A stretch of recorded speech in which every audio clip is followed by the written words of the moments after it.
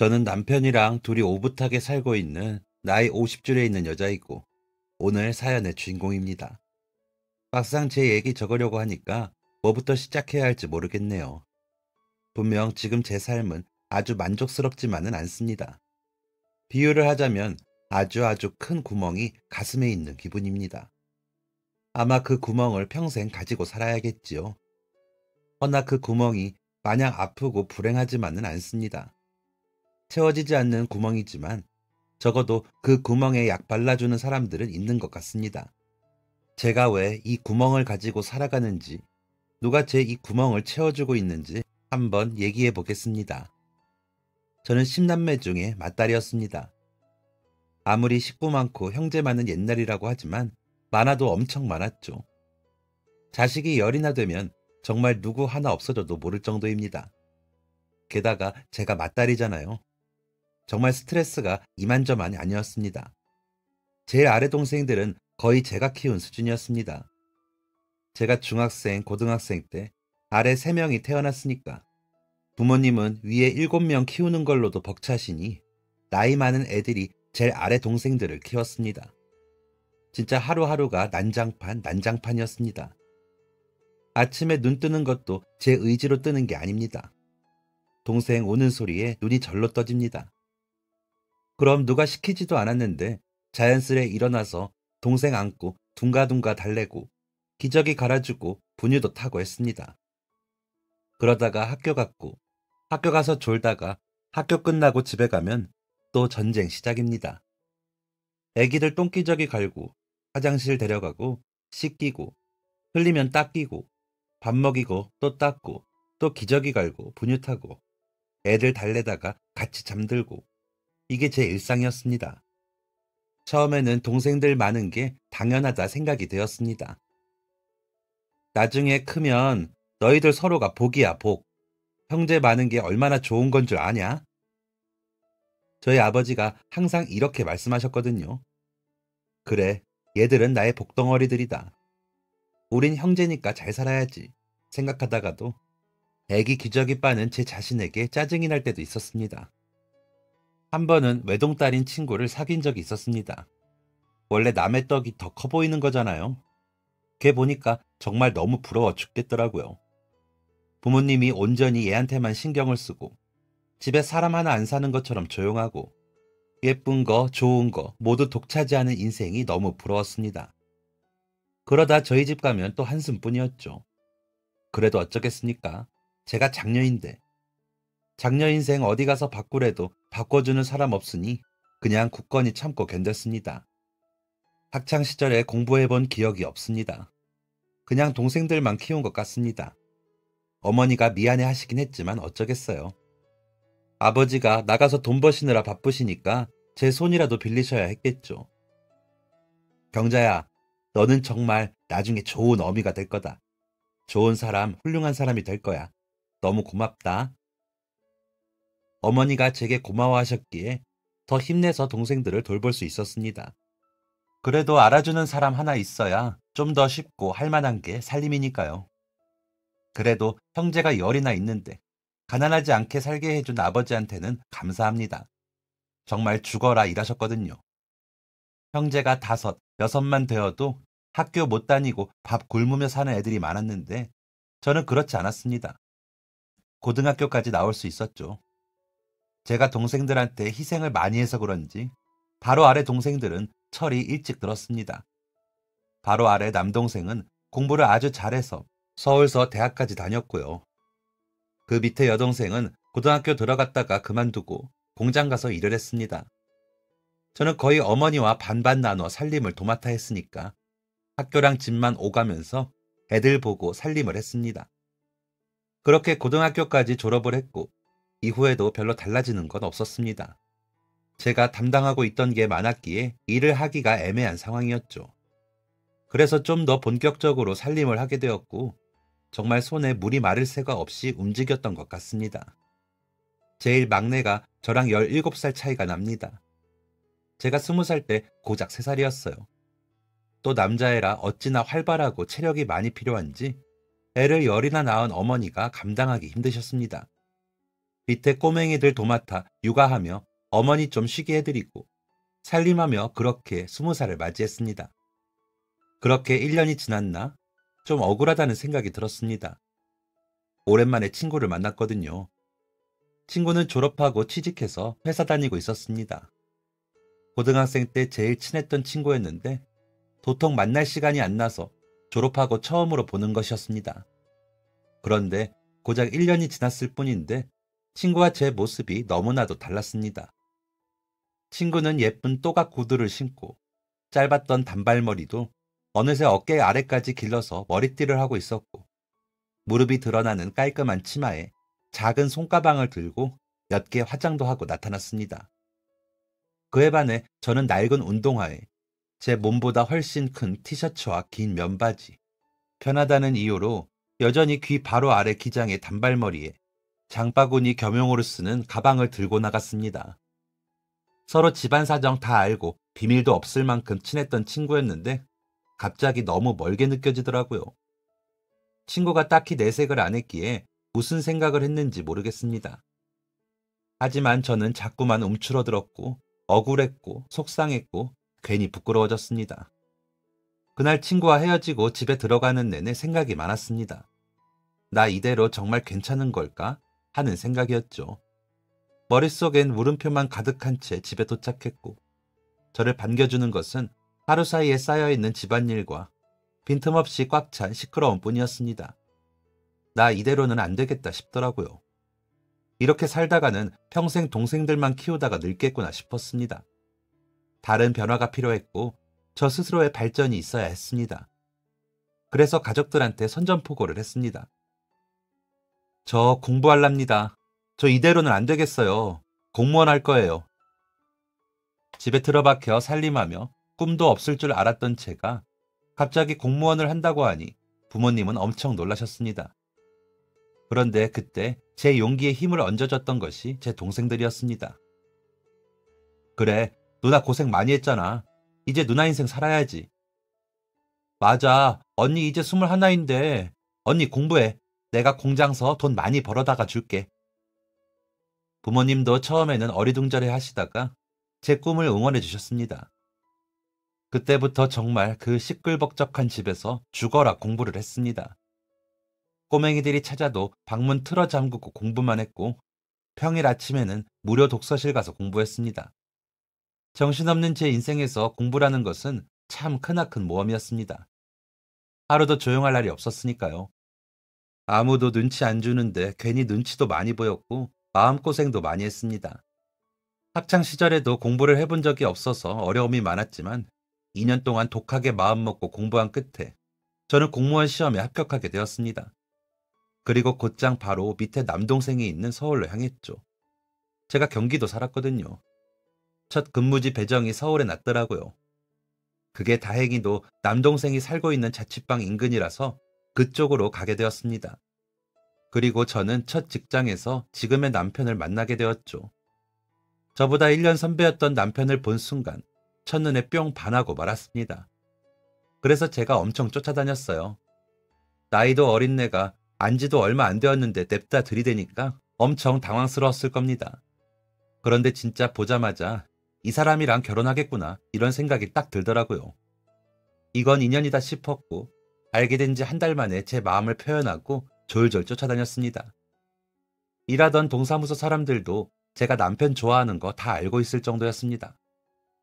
영준 씨, 왜 경자 씨 마음 안 받아줘? 저렇게 적극적인데 이제 받아줄 때도 되지 않았어? 동료분들이 저희를 엄청 놀렸습니다. 둘이 잘해보라고 하면서요. 그런데 저희 남편이 엄청 신중한 성격이거든요. 낯선 사람한테는 마음을 잘 안 열기도 하고 뭐 하나 결정할 때도 2번, 3번 고민하는 사람입니다. 저랑은 완전 딴판인 거죠. 하지만 그렇다고 해서 제 마음을 꺾을 수는 없었습니다. 제가 끈질기게 마음을 표현한 끝에 근무 시작하고 4개월쯤 되었을 때부터 연애를 시작했습니다. 아직도 그때가 참 새록새록합니다. 매번 제가 고백하다가 그날은 남편이 갑자기 같이 저녁 먹자고 하더니 집 가는 길에 저한테 고백했거든요. 낙엽이 길에 가득 깔린 가을이었습니다. 날은 선선했지만 저희 마음만은 아주 뜨거웠죠. 무튼 그렇게 저희의 연애가 시작되었습니다. 사내연애라고 하죠. 그리고 그 사내연애는 원래 동료들이 다 알게 되잖아요. 저희도 마찬가지였습니다. 같이 일하는 분들이 저희 만나는 거 다 알고 엄청 축하해 주셨죠. 점심시간에도 저희 둘이 밥 먹으라고 해주시고 그러셨습니다. 저희 둘 빼고는 다들 나이가 좀 있으셨던 분들이었고 대부분 기혼자셨기에 더욱 저희에게 애정을 주셨던 것 같습니다. 남편의 진중하고 차분한 성격이 참 마음에 들었고 처음 생각했던 것처럼 이 남자랑 결혼해야겠다고 마음먹었습니다. 만난 지 2달 만에 저희 부모님한테 인사드렸고 또 한 달 있다가는 대전에 계시는 남편 부모님께 인사드리러 갔었습니다. 누가 말릴 새도 없이 모든 게 빨랐습니다. 순식간에 활활 타오른 저희는 결혼도 아주 빨리 했죠. 사귀기로 하고 딱 1년째 되던 달 가을에 저희는 결혼식을 올렸고 부부가 되었습니다. 모든 게 좋았습니다. 결혼식도 너무 즐거웠고 아담한 신혼집에는 저희가 열심히 고른 가구들, 하나하나 따져본 가전제품들, 함께 산 작은 소품들까지도 구석구석 안 좋은 부분이 없었습니다. 특히 좋았던 건 남편과 계속 붙어 있다는 것이었죠. 출근도 같이 하고 같이 일하고 퇴근도 같이 하고 퇴근하고서도 집에 내내 붙어 있으니까 너무 좋았습니다. 누구는 쟁일 붙어 있으면 싸움 난다고 직장만이라도 다르게 다녀야 한다고 했지만 저희는 사소한 다툼조차 없었습니다. 신기할 정도로 참 잘 맞더라고요. 그리고 안 맞는 거 있으면 고쳐가면 되는 거니까 큰 문제가 되지 않았습니다. 저희는 내내 붙어 있으면서 앞으로의 계획들을 세웠습니다. 몇 년 안에는 얼만큼 모아서 집을 사고 적금은 한 달에 얼마를 넣고 청약을 넣고 생활비는 어느 정도 사용하고 이런 계획들이요. 저는 이렇게 계획 세우는 걸 잘 못하는 성격인데 남편이 워낙 꼼꼼해서 저를 잘 이끌어줬습니다. 그리고 또 하다 보니까 재밌더라고요. 동기부여도 생기고요. 그리고 가장 중요했던 자녀 계획도 세우게 되었죠. 나는 10남매잖아. 사실 어릴 땐 그게 너무 싫었거든. 왜 싫었어? 부모님이 사랑을 10인분으로 나눠야 했기도 했고 나는 뭐든 희생하는 입장이었으니까. 그래서 불만이 많았지. 외동인 애들이 부럽기도 했고. 그렇구나. 그럼 한 명만 낳고 싶어? 아니, 절대. 나는 우리 형제만큼은 아니지만 그래도 3명 정도 낳고 싶어. 어릴 땐 싫었는데 크고 보니까 가족만한 게 없더라고. 많으니까 유대감도 더 강한 것 같고 시끌벅적한 것도 좋아. 그래서 3명이나 4명 정도면 좋겠다고 생각해. 그렇구나. 오빠는? 오빠는 외동으로 자랐잖아. 어땠어? 나는 외동인 게 너무 싫었어. 같이 놀아줄 형제가 없어서 외롭기도 했고 부모님이 같이 가게 하셨으니까 조용한 집이 너무 외로웠어. 그래서 나도 경자 네 말대로 많이 낳고 싶어. 3명이나 4명? 너무 좋네. 나 더 열심히 일해야겠다. 남편과는 자녀 계획을 세우는 것도 마음이 잘 맞았습니다. 저희는 복작복작한 가정을 꿈꿨고 열심히 모으고 열심히 일해서 아이들이 많은 단란한 가정을 꾸리는 것을 목표로 했죠. 그러기 위해서 서둘러 아이를 낳기로 했습니다. 제가 공무원이기는 했지만 그 옛날에는 공무원이라고 별다를 게 없었습니다. 낳는 순간 직장은 끝이라고 생각했습니다. 제가 다니던 곳만 해도 자녀 있는 여자 직원이 2명밖에 없었거든요. 그런데 항상 뭔가 위축되어 있고 눈치 보면서 일하시더라고요. 그분들이 저한테 이렇게 말씀하셨습니다. 아이 빨리 낳고 다른 살 길 찾으라고요. 자격증을 딴다던가 사업하라고요. 직장 다니면서 애한테도 미안하고 남편이랑 직장에도 눈치 보이고 심지어는 복직 못하는 경우가 수두룩하다면서 말이죠. 어떻게 공부해서 하게 된 공무원인데 이렇게 놓칠 수는 없었습니다. 그래도 1살이라도 더 어리면 직장에서 받아주지 않을까 싶은 마음에 일찍 아이를 낳고 일찍 복직을 하기로 한 거였죠. 저는 제 가정도 중요했지만 제 삶도 중요했거든요. 21년 만에 얻게 된 오로지 저만의 인생이기도 했고 무엇보다 엄마가 능력이 있어야 아이들도 잘 자랄 거라고 생각했기 때문입니다. 그리고 만약에 복직이 안 되더라도 빨리 다른 살 길 찾으려면 젊어야겠다 싶었고요. 그래서 저희는 결혼과 동시에 아이들을 만들기에 힘썼습니다. 결혼 초에는 연애 초반처럼 눈만 맞아도 불탈 때잖아요. 그래서 아이도 빨리 생길 줄 알았습니다. 게다가 저희 어머니가 애를 열이나 낳으신 분인데 저도 그렇게 아이가 잘 들어서지 않을까 하는 생각이 있었죠. 그런데 그건 생각보다 힘들고 더욱 모험 같은 일이었습니다. 6개월이 되어도 소식이 없어서 병원에 가서 남편이랑 검사도 받았습니다. 하지만 정상 이상 수준으로 저희한테는 아무런 문제가 없었습니다. 1년이 되도록 아이가 안 생겼을 땐 시어머니가 부적을 써주기도 하셨죠. 하지만 아무 소용도 없었습니다. 저희에게 아이는 생기지 않았습니다. 처음엔 열정이 불타올랐는데 갈수록 마음이 불안하더니 1년 반쯤 되었을 땐 체념하게 되었습니다. 우리 팔자에 아이는 없는 게 아닐까 생각하기도 했고 뭐가 잘못된 건지 답답하기도 했습니다. 그렇게 남편과 둘 다 마음을 비웠을 때쯤 결혼한 지 2년이 지난 해였습니다. 저희에게 드디어 그토록 기다리던 아이가 생겼습니다. 정말 기적 같은 일이었습니다. 마음을 너무 비우고 있었기에 아이가 생겼다는 걸 알고 무척 놀라웠습니다. 하지만 놀람은 잠시, 눈물이 날 정도로 기쁘더라고요. 저희 부부는 갖은 노력 끝에 생긴 이 아이를 지키기로 다짐했습니다. 바로 직장은 그만뒀습니다. 원래 배부르기 시작하는 4, 5개월쯤에 말씀드리고 버티고 버티다가 쉬려고 했거든요. 결혼 초에 남편과 그렇게 계획했었죠. 그런데 이제 계획이고 뭐고 그땐 다 나 몰라라 했습니다. 아이를 지켜야겠다는 생각뿐이었죠. 바로 직장 그만두고 집에서 태교에 전념했습니다. 시어머니와 어머니가 몸에 좋다는 거 엄청 해다가 주셨고 동생들은 클래식 테이프를 사다 주고 바느질이 태교에 좋다면서 잔뜩 사왔었죠. 아이가 생긴다는 것은 이런 기분이구나 싶어서 정말 행복했습니다. 아이 심장 소리도 들었습니다. 남편이랑 손 꼭 붙잡고 어찌나 눈물을 흘렸는지 모릅니다. 아이는 저희가 기다렸다는 것을 안다는 듯이 아주 우렁차게 쿵쾅거리는 소리를 내주었습니다. 뱃속에서 발차기도 열심히 하고 어찌나 고기를 찾던지 매일매일 고기를 먹었습니다. 입덧도 했고 한도 선다로 엉덩이 뼈가 너무 아파서 누워있는 것도 고통스러울 때도 있었지만 그마저도 모든 게 감사하고 감격스러웠습니다. 그렇게 임신 8개월이 되었습니다. 원래 동네에 있는 산부인과를 다녔거든요. 그런데 저희가 시도한 지 2년 만에 생긴 아이이기도 했고 양가 어른분들의 권유로 대학병원을 다녔습니다. 임신 소식 알고 바로 대학병원으로 옮겼죠. 조금 멀기도 했고 대기도 엄청 길었지만 그래도 아이를 위해서 그 정도쯤은 힘들지도 않았습니다.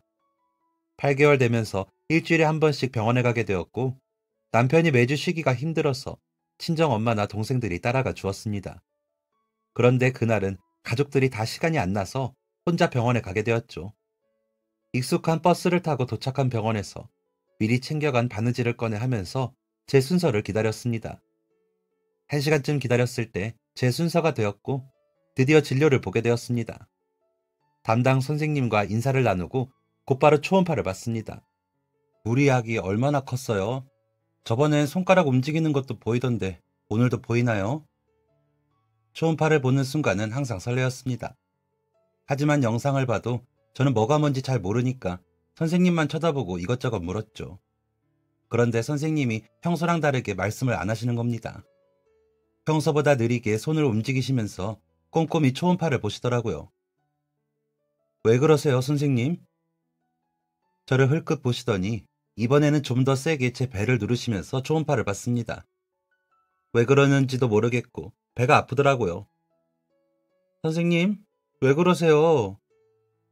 아이가 버텨주질 못하네요. 네, 버텨요? 아이가 버티질 못했다뇨. 그게 무슨... 처음엔 정말 무슨 뜻인지 몰라서 어리둥절했다가 이내 그 말이 무슨 뜻인지 알게 되었습니다.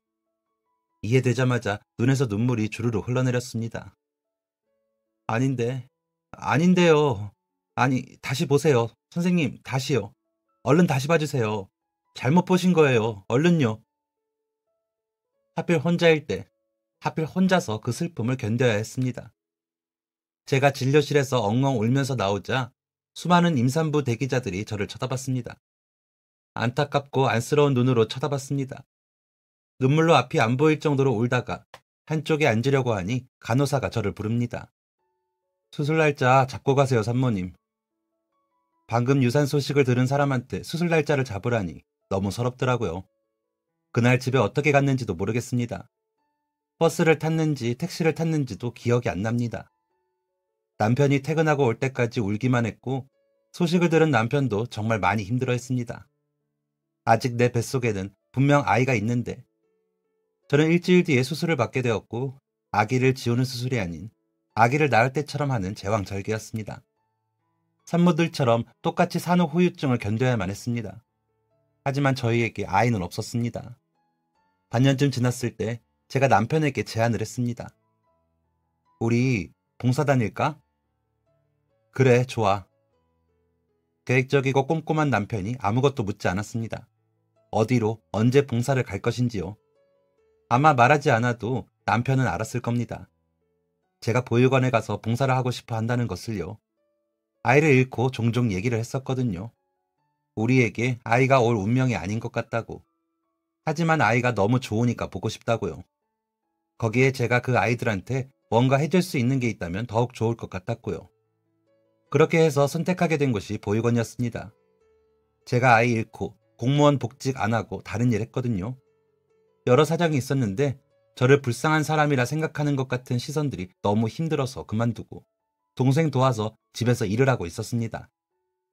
일을 쉬는 주말에 남편과 함께 멀지 않은 보육원으로 향했습니다. 봉사하는 아는 사람이 있었던 것도 아니었고 그냥 무작정 전화해서 도움의 손길을 좀 보태고 싶다고 했습니다. 원장님께서 얼마든지 와도 된다고 하셨고 그렇게 처음 방문하게 된 것이었습니다. 전화로 상황을 대충 듣기는 했지만 생각보다 더 많은 아이들이 있었습니다. 그리고 생각보다 더 많은 도움의 손길이 필요해 보였고요. 첫날은 정말 애들 얼굴 볼 틈도 없이 일만 하다가 왔습니다. 애들 수가 몇십 명이니까 설거지거리가 상당하더라고요. 그걸 여태 선생님 두 분이서 했다는 게 믿기지 않을 정도였습니다. 침구류도 어마어마했습니다. 이불 빨래들은 보육원에서 나이가 많은 아이들이 도와주기도 하더라고요. 괜히 마음이 애잔했습니다. 저 어릴 때 생각도 나더라고요. 하고 싶은 거 못하고 동생들 위해서 일해야 한다는 게 마음이 쓰였죠. 그 이후 저희 부부는 매주 주말마다 보육원에 방문했습니다. 처음 방문하고서 다음날 몸살이 날 정도로 힘들었지만 그럴수록 더 자주 가야겠다는 생각이 들더라고요. 나중엔 그렇게 일하는 게 기쁨이었습니다. 이렇게라도 애들을 볼 수 있는 것에 정말 복받았다고 생각하고 일했습니다. 그렇게 반년쯤 일했을 때부터 자꾸 눈에 밟히는 아이가 생겼습니다. 그 아이는 2살 된 남자아이였습니다. 말이 2살이지 태어난 지 10개월밖에 안 된 아이였습니다.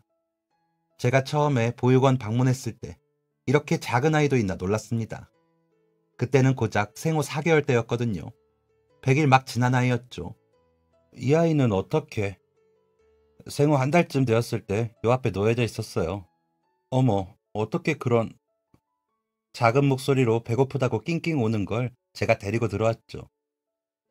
원장님께 첫날 그 말을 듣고부터 그 아이한테 마음이 많이 갔습니다.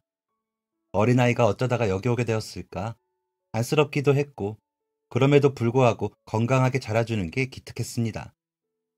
제가 보육원 봉사 시작하고 6개월쯤 되었을 때 아이가 10개월이었는데 그때부터 잡고 일어서기 시작했습니다. 6개월이라는 시간 동안 이 아이가 성장하는 것을 직접 제 눈으로 다 본 거잖아요. 그게 너무 신기하더라고요. 일주일마다 얼굴도 바뀌어 있고 쑥쑥 자라고 점점 뭔가를 하나씩 해내는 게 진짜 신기하고 경이로웠습니다. 뭐든지 잡고 일어서려고 다리랑 손가락에 힘을 꽉 주는데 어느 날은 제 손가락을 꽉 쥐고서 일어서더라고요. 그리고 고개를 들고 제 눈을 뚫어져라 쳐다보는 겁니다. 그 순간 뭐랄까 뭔가 말로 설명하기 어려운 느낌이었습니다. 가슴이 막 저리고 뭉클하면서도 설레이는 기분이랄까요? 아무튼 그때부터가 시작이었습니다. 저는 그 아이에게 완전히 푹 빠져버렸습니다. 봉사를 마치고 집에 가서도 계속 생각이 났고 보육원 가면 제일 먼저 그 아이를 찾게 되었습니다. 차에서 내리자마자 아이 이름을 부르며 보육원으로 달려갔죠. 돌쯤 되었을 때는 원장님 양손을 꼭 붙들고 한 발 두 발 내디디면서 저를 마중 나오더라고요. 그땐 너무 감격스러워서 쪼그려 앉아 팔을 벌리고 눈물까지 흘렸습니다. 그 아이가 제 아이라도 되는 것처럼 애틋하고 소중했습니다. 그리고 고맙게도 남편이 이런 제 마음을 알아주었습니다. 우영이 말이야, 우리가 입양할까? 정말? 정말 그래도 되겠어? 정말이야? 응, 나도 고민 많이 했어. 우영이 우리가 입양하자. 좋은 부모가 되자. 보육원 원장님도 저희의 뜻에 아주 좋아하셨고 적극적으로 입양 절차를 설명해 주셨습니다. 그렇게 우리에게는 아주 소중한 아이가 생기게 되었습니다. 아이가 생기니까 가족이라는 단어가 다시금 제 마음에 새겨지는 것 같았습니다. 정말 하루하루가 아까울 정도로 소중했습니다. 우영이는 아주 씩씩하게 커주었습니다. 정말 튼튼해서 추운 겨울에도 감기도 앓지를 않았습니다. 걸리기야 걸렸죠. 그런데 하루 딱 아프고 약 먹으면 다음날 언제 그랬냐는 듯이 쌩쌩해졌습니다. 또 모든 게 빨랐습니다. 걸음마 했을 때도 또래보다 빠르구나 싶긴 했거든요. 그런데 말도 빨리 하고 한글도 수도 엄청 빨리 깨우쳤습니다. 그게 느렸어도 아무 문제 없었겠지만 저희가 적극적으로 뭔가를 해주지 않았는데도 야무지게 잘 자라주는 모습이 너무 기특하더라고요. 하지만 제일 사랑스러웠던 것은 따로 있었습니다. 바로 저희에게 사랑 표현을 엄청 잘해준다는 것이었습니다. 아이가 막 말문이 트였을 때 동요를 많이 틀어줬습니다. TV에서 율동하면서 동요 따라 부르는 것도 보여줬죠. 작은 몸으로 덩실덩실 귀엽게도 춤을 추더라고요. 그러다가 어느 날 갑자기, 정말 갑자기 제 앞에서 딱 서더니 방실방실 웃으면서 이러는 겁니다. 엄마, 사랑해. 내가 지금 무슨 말을 들은 건가 싶어서 너무 감동적이어서 눈물이 다 나더라고요. 아이를 꼭 끌어안고 나도 사랑한다고 하니까 사랑해라는 말을 10번도 넘게 더 해주는 겁니다. 아이가 처음 걸으면서 제게 왔을 때만큼이나 기뻤습니다. 아이는 사랑 표현을 참 잘하는 아이로 컸습니다. 안아주고 뽀뽀해주고 사랑한다고 해주고 고맙다고 해주는 게 익숙하고 자연스러운 아이였습니다. 이 정도면 됐다. 이렇게만 커주면 더할 나위 없이 행복하겠다고 생각했습니다. 저희는 아이가 저희의 친아들이 아니라는 사실을 말하지 않았습니다. 언젠가는 말할 거였지만 너무 어린 나이에 알게 되면 충격도 많이 받을 것 같고 상처도 생길 것 같더라고요. 그래서 아이가 어느 정도 크면 말하기로 했습니다.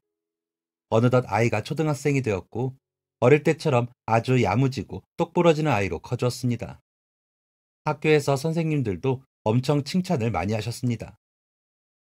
우영이는 어떻게 그렇게 글짓기를 잘해요? 일기도 너무 잘 써오고 자기 생각도 똑부러지게 말해서 다른 선생님들도 신기해하셔요. 이번에 초등학생 글짓기 공모전 한번 나가볼까 싶어요. 어머니, 이번에 우영이가 학교 회장 된 거 아시죠? 거의 몰표로 우영이가 뽑혔어요. 정말 자랑스러우시겠어요, 어머니. 엄청 자랑스러웠습니다. 저희 앞에서는 마냥 아기 같고 애교도 많은 아이가 학교 생활을 그렇게나 잘해주다니 정말 대견했죠. 눈에 넣어도 아프지 않을 제 아들을 키우던 어느 날이었습니다. 아이가 초등학교 6학년이 되었고 친구들한테도 인기가 많고 선생님들도 예뻐했던 저희 아이가 전교 회장이 되었죠. 그런데 어딜 가나 꼭 남 잘 되는 꼴 못 보는 사람들이 있잖아요. 그게 차라리 아이 또래였다면 아이가 무시하고 지나갔겠지만 저희 주변에 있던 그런 야근 사람들은 아이가 아닌 어른이었습니다. 그것도 같이 아이를 키우는 학부모들이었죠. 어느 날 아들이 시무룩한 표정으로 집에 들어오더라고요. 우영아, 무슨 일 있었어? 표정이 왜 그렇게 안 좋아? 학교 끝나고 교문에서 다른 친구들 엄마를 만났는데 아이 이야기를 들어보니까 정말 가관이었습니다. 저희가 있던 동네가 좀 학군이 좋다고 해야 하나, 유난이라고 해야 하나, 아무튼 좀 그런 동네였습니다. 결혼했을 땐 아무 생각 없었거든요. 직장 근처에 괜찮은 매물 구하다가 들어간 거였으니까요. 그런데 초등학교 들어가 보니까 치맛바람 일으키는 엄마들이 장난 아니었습니다. 학비도 엄청 쓰더라고요. 그런데 그렇게 돈 들여가며 키웠는데 저희 아들이 전교 회장을 하니까 얼마나 배가 아팠겠어요. 하교하는 저희에 붙잡고 정말 별소리를 다 했더라고요. 어디 학원 다니냐부터 시작해서 아버지가 고작 공무원인데 누굴 닮아서 공부를 잘하냐며 사실은 친아들 아닌 거 아니냐는 농담까지 하면서 자기네들끼리 낄낄거렸답니다. 정말 눈이 뒤집히더라고요. 곧장 그 엄마들 찾아가서 머리 끄댕이를 잡아버렸습니다. 어디 애한테 할 소리가 없어서 그딴 소리를 하나요. 한바탕 소동이 일어났고 사과까지 받아내긴 했는데 아이는 상처를 받은 것 같았습니다. 한동안 계속 묻더라고요. 엄마, 나 정말 친아들 맞지? 친구들도 나한테 엄마랑 안 닮았다고. 내가 보기에는 닮은 것 같은데. 실은 친구들이 이런 말을 하는 데에는 이유가 있었습니다. 저희 아이가 아기였을 때는 몰랐는데 크면서 보니까 생김새가 조금 남다르더라고요. 꼭 동남아 사람 같다고 할까. 한 3, 4살쯤 되었을 때 아이가 혼혈이라는 것을 알게 되었습니다. 특히 까무잡잡한 피부와 진한 눈매가 도드라졌죠. 그것 때문에 초등학교 저학년 때 놀림을 받기도 했지만 금방 극복하고 친해졌습니다. 그러니까 그 엄마들도 아이 친구들도 진짜 친아들이 맞냐고 할 법했죠. 남편과 진짜 많이 고민했습니다. 지금이 말할 때인가에 대해서요. 그런데 계속 친아들이라고 해놓고 나중에 사실 아니라고 하면 만약에 말하기도 전에 아이가 알아버리면 그건 더 큰 상처잖아요. 그래서 저희는 지금이 때인 것 같다고 생각하고 아이한테 솔직하게 털어놓기로 했습니다. 우영아, 사실은 엄마 아빠가 널 보육원에서 입양했어. 여린 우리 아들이 혹여나 놀라서 울면 어쩌나, 상처가 크면 어쩌나, 보육원 원장님께 들어보니 갑자기 성격이 변하기도 한다던데. 하지만 우려와 달리 아들은 입을 꼭 다물었습니다. 저희 세 사람 사이에 정적만 흘렀습니다. 남편도 저도 쉽사리 입을 열지 못하고 아들의 반응만 살피고 있던 그때였습니다.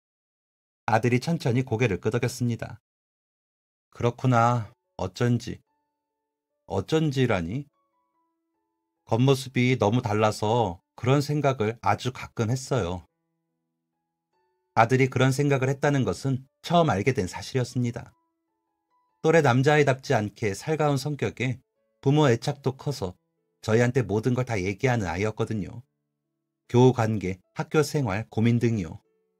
아들은 다시 생각에 빠지더니 이렇게 말했습니다. 감사합니다. 친아들도 아닌데 사랑해주셔서 감사해요.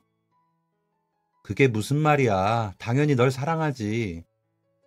그런데 이 사실을 말하는 건 혹시 저를 다시 보육원에 보낼 건가요? 뭐? 그게 무슨 말이야. 우영아, 너는 우리 아들이야. 내 호적에 네가 있고 내가 널 키웠어. 그런 일은 절대 없어. 그럼 앞으로도 저를 사랑해 줄 건가요? 말이라고. 내가 어떻게 널 사랑하지 않을 수 있겠니? 그럼 저도 앞으로도 계속 엄마 아빠를 똑같이 사랑해도 되는 건가요? 당연하지. 넌 둘도 없는 우리 아이야. 고마워요, 엄마 아빠. 훌륭한 어른이 될게요. 꼭 엄마 아빠한테 효도할게요. 아이가 닭똥 같은 눈물을 뚝뚝 흘리면서 말했습니다. 저와 남편은 아이를 꼭 안아주었습니다. 아이의 마음이 어떨지, 많이 상처받았는지 아닌지는 모르겠다만 저희의 마음은 달라지는 게 없었습니다. 누구보다도 이 아이를 사랑하고 끝까지 지킬 것을 처음 데려온 순간부터 약속했던 것이었습니다. 아이에게 사실을 알린 후에도 변하는 건 없었고 아이가 변한다고 해도 언제든 그 자리를 지킬 자신이 있었습니다. 다행히 아이는 크게 상처를 받지 않은 듯 했습니다. 걱정했던 것보다 조금 더 덤덤하게 받아들인 것 같더라고요. 학교 생활도 평소와 같았고 저희와의 관계도 여전했습니다. 거의 12년 동안 사실을 말하는 날만 걱정하고 고민했는데 생각보다 괜찮았습니다. 오히려 후련한 마음도 있었고요. 그동안은 아이한테 거짓말을 하는 것 같은 기분이었거든요. 아무튼 이렇게 저희 가족은 여전히 평화로웠습니다. 똑똑하고 사랑 넘치는 아들과 다정하고 꼼꼼한 남편이 함께라면 그 누구도 부럽지 않았습니다. 하지만 곧 저희의 평화는 아주 산산조각이 나고 말았습니다. 평화를 깨트린 돌덩이는 남편의 사고였습니다. 정말 일과 가족밖에 모르는 사람이었습니다. 집 직장만을 오갔고 유일한 취미는 주말에 요리를 하는 것이었습니다. 아이가 초등학교 3학년 때쯤부터는 주말에 둘이 도맡아서 요리를 해주었죠. 빈대떡 같은 핫케이크도 덜 익은 짜파게티도 모두 행복하고 재밌었습니다. 이렇게 집과 직장만 오가던 사람이 정말 법 없이도 살 만큼 아주 착한 저희 남편이 매일 오가던 그 길에서 교통사고를 당했습니다. 신호등 없는 길에서 신호 안 지키는 오토바이 피하려다가 차가 한 바퀴를 돌았고, 하필 그 길을 걸어가던 남편이 정말 어이없게도 그 자리에서 세상을 떠나게 된 것이었습니다. 그날 아침에도 잘 다녀오라는 인사를 했습니다. 그 전날 주말에도 남편이 해준 김치찌개를 먹었습니다. 그랬는데 남편이 한순간에 사라져버린 겁니다. 너무 억울해서 미칠 것 같더라고요. 아들도 큰 충격에 빠졌고 저희 모자한테 정말 힘든 시간들이었습니다. 그런데 더 힘든 건 뭐였냐면 저희 편이 아무도 없다는 겁니다. 사실 저희 시댁에서 저희 아이 입양한 걸 썩 좋아하지 않았거든요. 그런데 남편 장례식장에서 시어머니가 그러더라고요.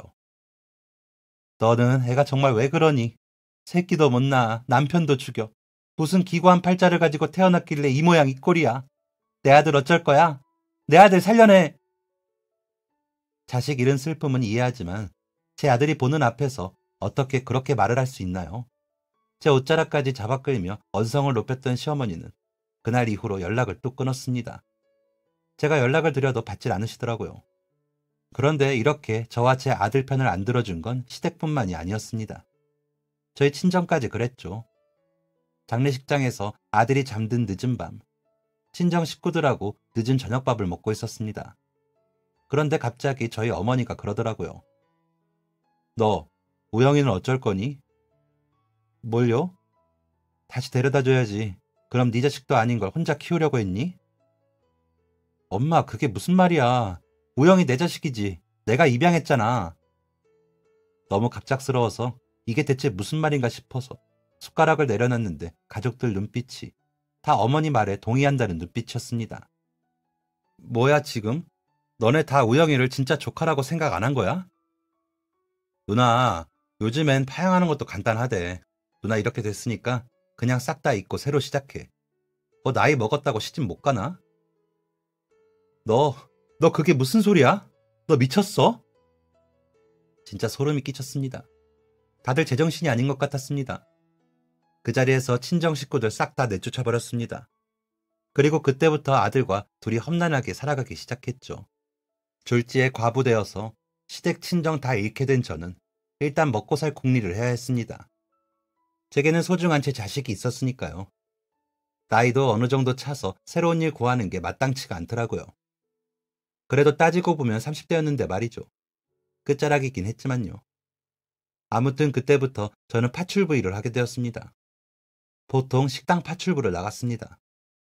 인력사무소에서 소개해주는 음식점 나가서 주방에서 일을 했죠.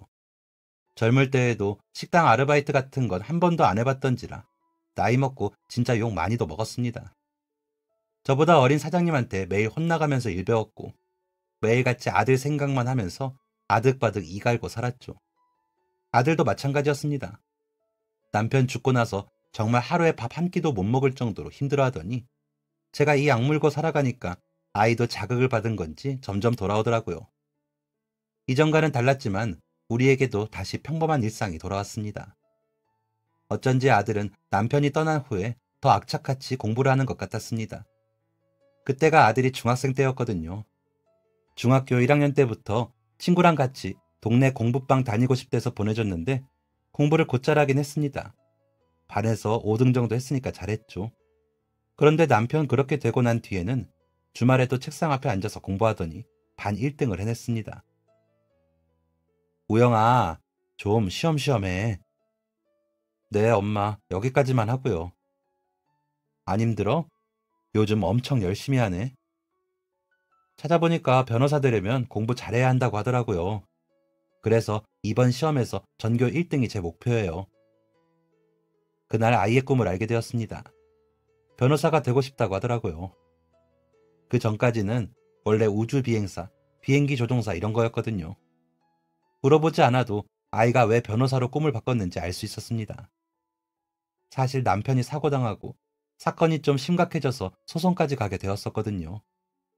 억울하게 사고당한 우리 남편인데 오토바이 운전자고 차 운전자고 아무 잘못 없다고 하더라고요. 그런데 정말 명백하게 오토바이 운전자의 잘못이 있었단 말이죠. 그런데 그 사람이 좀 있는 집 사람이었는지 변호사를 3명을 데려오더랍니다.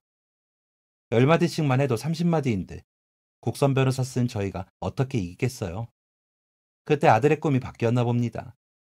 훌륭하고 정의로운 변호사가 되어서 힘든 사람들한테 도움을 줄 거라고 하더군요. 말없이 아들의 꿈을 응원했습니다. 그리고 제게 새로운 목표가 생겼죠. 아들 고등학생 되면 대형 학원 보내주기, 대학교 등록금 마련하기. 그때부터는 뭐 정말 세월이 어떻게 흐르는지도 모르게 밤낮도 없고 주말도 없이 일만 하고 살았죠. 아들도 정신없는 학창 시절을 보냈고요.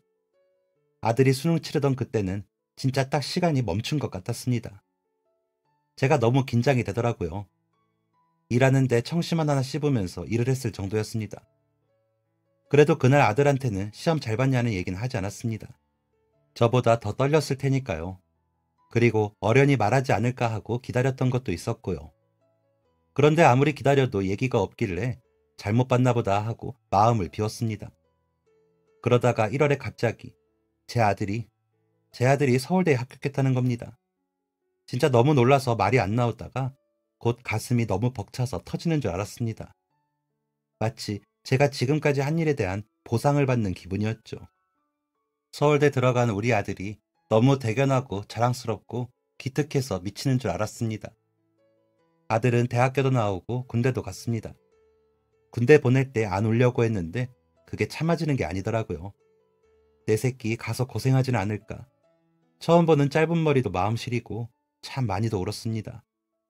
그래도 시간은 빠르게 흘러갔고 전역해서 쉴 틈도 없이 곧바로 학교 복학도 했습니다. 졸업 후에는 로스쿨까지 다니고 어느덧 진짜 변호사가 되었습니다. 우리 우영이 너무 장하다. 너무 장해. 로스쿨에서 성적이 좋았던 아들은 변호사 되고 곧바로 한 로펌에 들어가게 되었습니다. 저는 들어도 잘 몰랐는데 아들이 입에 닳도록 얘기했던 곳이었거든요. 존경하는 변호사가 있다고도 했었죠. 그런데 거기서 러브콜이 들어왔고 같이 일하게 되었다며 정말 기뻐했습니다. 그동안 차곡차곡 모아두었던 비상금을 탈탈 털어서 좋은 양복과 구두를 맞춰줬습니다. 출근 전날 아들은 미용실에 가서 머리도 예쁘게 다듬었죠. 엄마, 다녀올게요. 첫 출근을 하는 아들을 배웅하고 저도 나갈 준비를 하려고 서두르다가 그만 아끼는 머그컵 하나를 깨트렸습니다. 제가 뭘 깨트리거나 그런 사람이 아니거든요. 컵에서 물 한 번도 안 엎지르는 사람인데 그날은 이상했죠. 깨진 조각들을 급하게 주워 담다가 손가락도 베었습니다. 다시 줍고 쓸고 청소기까지 돌리고서 가게에 출근을 했죠. 그날따라 가게에 단체 손님이 와서 무척 바빴습니다. 물 한 모금 마실 틈도 없이 이리저리 뛰어다니면서 일을 했죠. 한참 일하다가 손님들 다 빠지고 숨 좀 돌리려니 오후 2시더라고요. 아들은 일 잘하고 있나 하고 가방에서 핸드폰을 꺼냈는데 글쎄 전화가 30통이 와 있더라고요. 모르는 번호였습니다. 그런데 기분이 되게 불길하더라고요. 이 전화가 좋지 않은 전화 같다는 예감이 딱 들었습니다.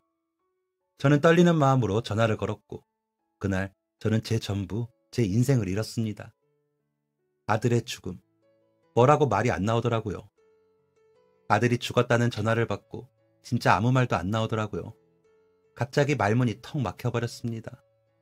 오늘 첫 출근을 한 내 아들이 갑자기 죽었다니 그게 말이 되나요? 드디어 원하는 꿈을 이룬 아들이 갑자기 하늘나라로 가버렸다니요. 심지어 뺑소니 사고로 혼자 1시간가량을 바닥에 내팽개쳐져 있었답니다. 남편이 죽었을 때보다 더욱 가슴이 찢어지는 고통이었습니다. 세상에 남편도 아들도 모두 떠나보낸 것만큼 불쌍한 게 또 있을까요? 아무것도 못했습니다. 일상을 다시 이어갈 수가 없었고 더 이상 살아갈 이유도 없었습니다. 아들이 죽고 남편이 있는 납골당에 남편 바로 옆자리에 아들을 보냈습니다. 그 이후로 납골당에 못 가겠더라고요. 그 두 사람이 같이 그곳에 있는 걸 본다는 게 너무 힘들었습니다. 그렇게 혼자 집에서 은둔 생활을 하면서 저는 점점 망가져갔습니다. 그러다가 이대로는 정말 못 살겠다는 생각이 들더라고요. 살아서 뭐하나 이제 그만해야지 싶었습니다. 그래서 이 세상 떠나기 전에 남편하고 아들이 있는 곳 한 번만 다녀오자 생각했습니다. 몸이고 얼굴이고 정신이고 만신창이가 되어서 아들과 남편이 있는 곳에 갔습니다.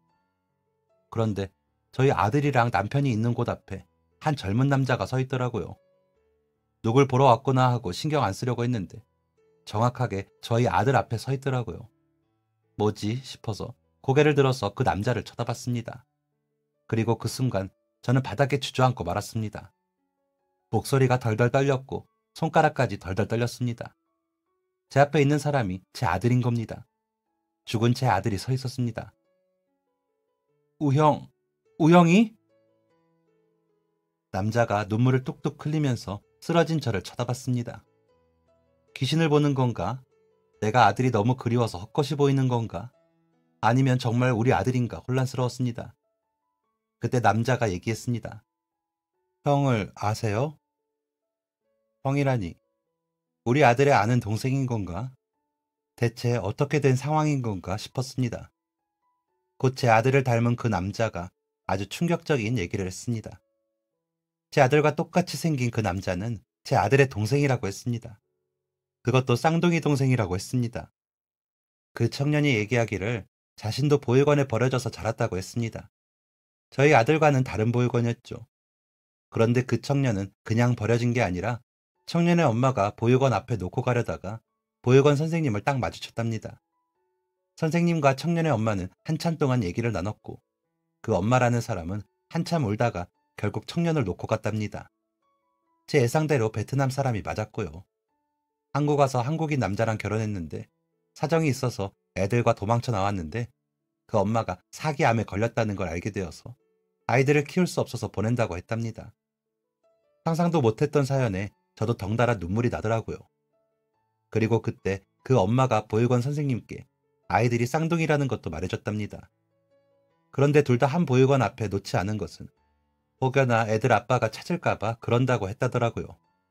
만약 걸려도 하나라도 살아남으라고.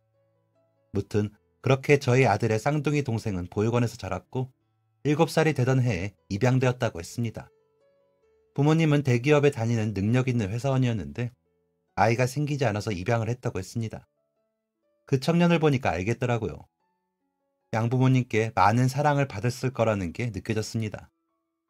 쌍둥이 형의 존재를 알았던 청년은 항상 형을 그리워했고 찾으려고 노력도 해봤습니다.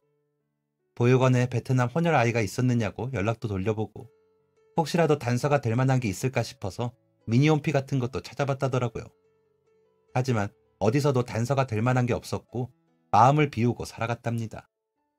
그러다가 한 잡지를 보게 되었는데 거기서 저희 아들을 봤다더라고요. 아들이 대학교 다닐 때 대학생 모델로 잡지용 사진 한 번 찍은 적이 있었거든요. 뭐 대단한 건 아니었고 그냥 아르바이트처럼 딱 한 번 했던 거였습니다. 그런데 그 오래된 잡지를 그 청년이 발견을 한 겁니다. 그것도 집에 있는 잡지들 버리려고 하다가요. 그게 대학생 때 찍은 거고 대학생 컨셉으로 찍은 거라 학교 정보랑 이름이 나와 있고 인터뷰도 짧게 실려 있었거든요. 그거 보고 청년이 아들 학교에 전화해보고 갖은 노력으로 수소문을 해서 겨우겨우 저희 아들 동기를 찾아냈답니다.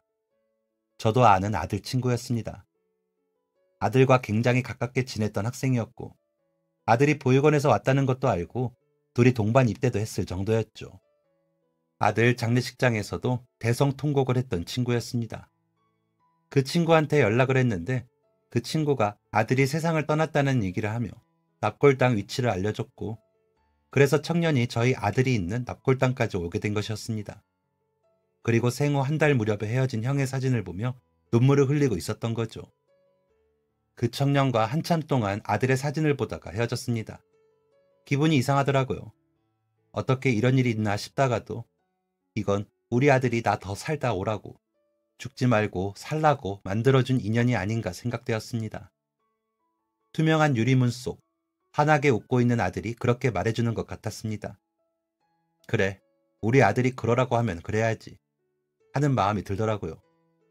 그날 집에 가서 돼지우리 같은 집을 싹 치웠습니다.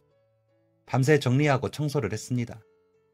아주 반짝반짝 눈이 부실 정도로요. 우리 남편이랑 아들이 온전히 다 못 살고 죽은 이 삶을 나라도 살아야겠구나. 내가 대신 살아야겠구나 싶었습니다.